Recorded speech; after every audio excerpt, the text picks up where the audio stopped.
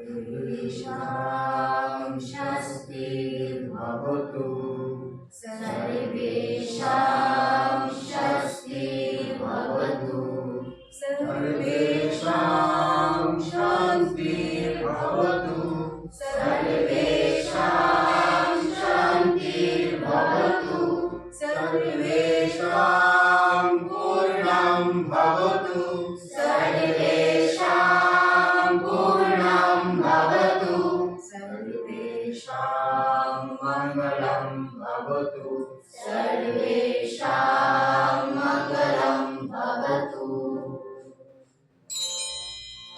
সমবেত দর্শক মণ্ডলী, রাষ্ট্রীয় নাট্য বিদ্যালয় আয়োজিত ভারতজন রঙ্গ মহোৎসবে আপনাদের স্বাগত। আমরা শুরু করছি আমাদের বসিরহাট কিংসুকের নাট্য নিবেদন এখানে আবার সোনার পাখি ফিরে আসে। দুঃখের সময় শেষ হয়ে প্রাণ বাঁধল সুরে, যত ভাঙা সম্পর্ক সব জানে আবার ঘুরে।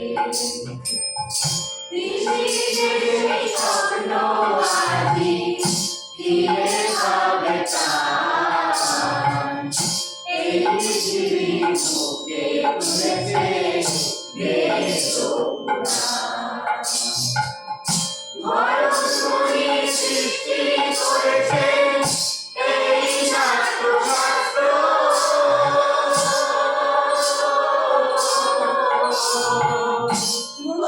দৈব কুটুম্ব এই আমাদের অস্ত্র। অনেক মাঝে আমার জোয়ার জাতি অভিনয়, এই তো হলো আসল সবে জেনে চলিসায়।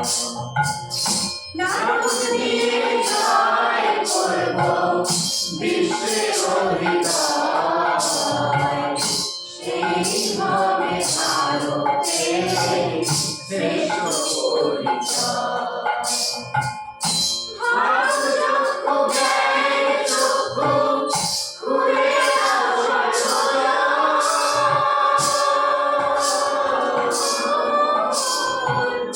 নাট্যরসে করুক সদা প্রাণ মন ভাব। মনের মাঝে নাও এবার, মনের মাঝে নাও এবার এই সব ছুঁয়ে।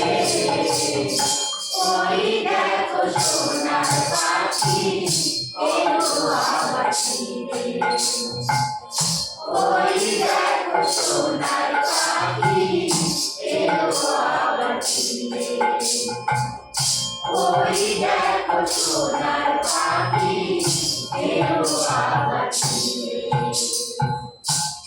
নাটক মানে হচ্ছে একটা জাদু। জাদু? হ্যাঁ, জাদুই তো। বুঝলাম না। মানে জাদু মানে হচ্ছে একটা আকর্ষণ। দূর দূরান্ত থেকে মানুষ ছুটে আসে নাটকের টানে। তাই? হ্যাঁ, আর আসল কথাটা কি জানো? কল্পনার এই জাদুগিরি শুরু হয়েছিল আমাদের দেশ ভারতবর্ষ থেকে। আজ থেকে প্রায় ২৫০০ বছর আগে যখন অন্যান্য দেশের লোকজন সব গুহার মধ্যে লুকিয়ে থাকতো, তখন আমাদের দেশেই শুরু হয়েছিল প্রথম নাটক নিয়ে নানা পরীক্ষা নিরীক্ষা। আর তোমরা জানো নাটকের উৎপত্তি কোথা থেকে? পঞ্চম বেদ মানে নাট্যশাস্ত্র থেকে। আচ্ছা, চতুর্থ বেদ তো জানতাম, কিন্তু পঞ্চম বেদ আবার কি? এই জন্যই আমাদের সভ্যতা সংস্কৃতি এত পিছিয়ে গেছে। চতুর্থ বেদ অর্থাৎ অথর্ববেদ পর্যন্ত আস্তে আস্তে আমাদের পূর্বপুরুষরা। বুঝতে পেরেছি। আচ্ছা, তার মানে ততদিনেই আমাদের পূর্বপুরুষেরা mathematics, science, surgery, medicine, astrology, astronomy সব ব্যাপারে একেবারে পারদর্শী হয়ে উঠেছে, হ্যাঁ। তাই তো? হ্যাঁ, আর তাছাড়া পৃথিবীর সঙ্গে শূন্যের পরিচালনা তো ঘটিয়েছিলেন আমাদের দেশের বিজ্ঞানী, তাই না? হ্যাঁ, এমনকি ভূগোল শাস্ত্রেও সম্যক জ্ঞান ছিল আমাদের দেশের পণ্ডিতদের। তারা জানতেন ৯টি গ্রহের কথা, সূর্যের চারিদিকে গ্রহদের পরিক্রমণের কথা, কই ইত্যাদি ইত্যাদি। পঞ্চম বেদের কথা তো বললি না? বলছি। এক সময় মানুষ বুঝলো সমাজটাকে শোধরাতে গেলে আর শৃঙ্খলা পরায়ণ করতে গেলে সভ্যতা সংস্কৃতির কথা বলা দরকার। আর এই কাজে শিল্প হয়ে উঠল এক গুরুত্বপূর্ণ অংশ। করা হলো পঞ্চম বেদ অর্থাৎ নাট্যশাস্ত্র। এতে অন্তর্ভুক্ত করা হলো সাহিত্য, সঙ্গীত, নাটক, চারুকলা আরো কত কিছু। আচ্ছা, পঞ্চম বেদটা কে লিখেছিল? ভরতমুনি। নাটকের অর্থ হলো ডিসিপ্লিন, অর্গানাইজেশন, লিটারেসি। আমাদের এই দেশে শিক্ষা ব্যবস্থার জন্য তৈরি হয়েছিল কত বিদ্যা প্রতিষ্ঠান। আচ্ছা আচ্ছা, বিদ্যা প্রতিষ্ঠান হ্যাঁ। মানে নালন্দা, তক্ষশিলা, বিক্রমশিলা এইসব বিশ্ববিদ্যালয়, তাই না? তাই তো। আর সেই জন্যই তো সবাই বিদেশ থেকে আমাদের দেশে পড়তে আসতো, তাই না? ঠিক তাই। হ্যাঁ, শিক্ষা হলো জাতির মেরুদণ্ড, সভ্যতার ভিত। শ্রীনন্ত বিশ্বে অমৃত সপুত্রা